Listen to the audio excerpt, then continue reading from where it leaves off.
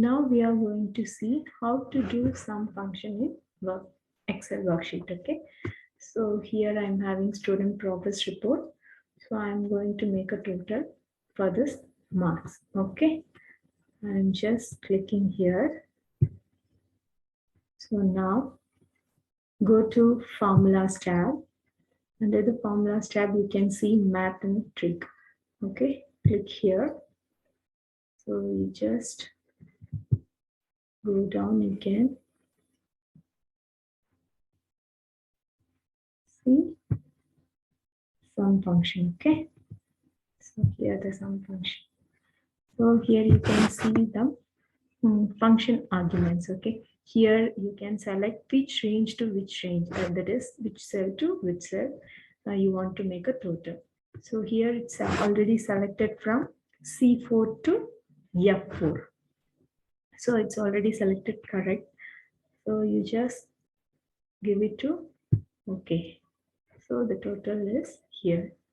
So next we are going to do next column.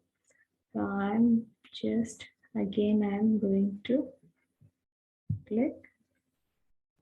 So here you can see sum function.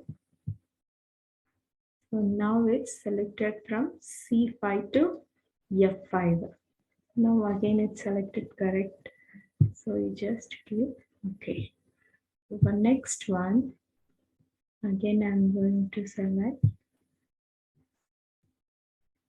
centric. So here you can see sum function. Okay. Now it's selected G4 to G5, but it's wrong. Okay. Now what you want to do? You just delete this one, and from here you can select from C6 to F6. Just give okay. So now the correct total is here. So likewise, you have to do sum function. You can do it. Okay. So why don't you try by yourself and go ahead.